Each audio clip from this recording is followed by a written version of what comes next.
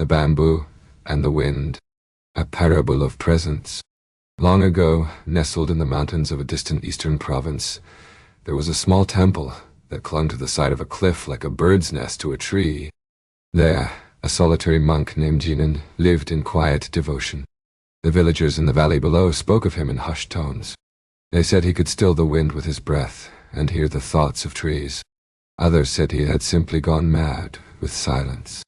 Every morning Jinan would wake before the sun, sweep the stone courtyard, and sit beneath the same gnarled pine that shaded the temple's threshold. He would listen, not to the chants of monks or the echoes of bells, for there were none, but to the sound of the world breathing. One spring, a young man named Haru arrived at the temple, weary and restless. His feet were blistered from wandering, and his eyes carried the dull fog of one who had seen many things but noticed little. He bowed to Jinan and said, "Master, I have crossed deserts, forests, and cities.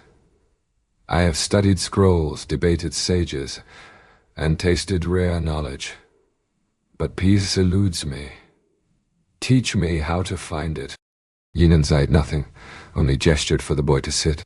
Haru, expecting instruction or a koan, shifted impatiently. The hours passed. The pine needles swayed. A crow called from a far branch. Still, Jinan said nothing. That night, they shared a simple bowl of rice.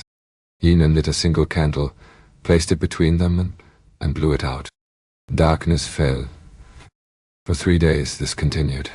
No speech, no scripture, no ceremony.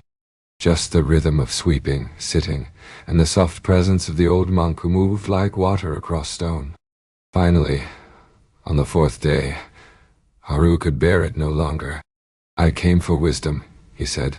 "You've given me silence." Jinan, who had been tending to a patch of bamboo beside the cliff, stood up and handed Haru a thin stalk. "Strike the air," he said. Haru frowned. "Strike the air." Jinan nodded. Haru, confused but obedient, swung the bamboo through the empty space before him. Again. He swung. Once, twice, a third time. The wind stirred around him, indifferent. "What do you feel?" Jinan asked. "Nothing," Haru said. "No. You feel the air. Resistance. The pull. Subtle. Now strike again. But be here." Haru paused. This time he quieted his thoughts, focused his breath, and swung with intention. He felt it, the living tension between motion and stillness, the whisper of the wind as it curved around the bamboo. His own body, firm and fluid. Jinan smiled. When you swung before, your mind was elsewhere, measuring, questioning, seeking. You were not here.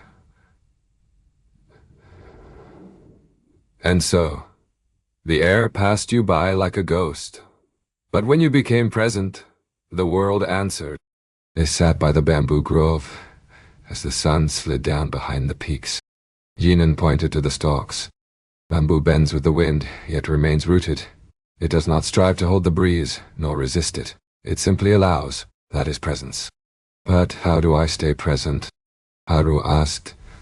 "My mind drifts like a leaf in a river." Jinan closed his eyes. "Presence is not the absence of thought. It is the return to now.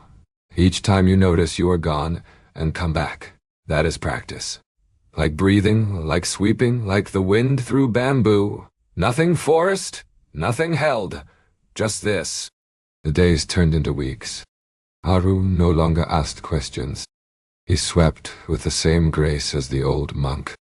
He sat beneath the pine, not in search of peace, but because it was morning, and the sun had risen. And sometimes when the wind passed through the bamboo, he smiled. One day he packed his satchel and bowed low before Jinan. "Will I lose this when I leave?" he asked.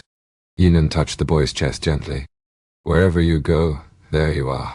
The world is always here. Just remember to meet it." And so Haru descended the mountain. Not as a seeker of wisdom, but as one who had remembered how to truly see.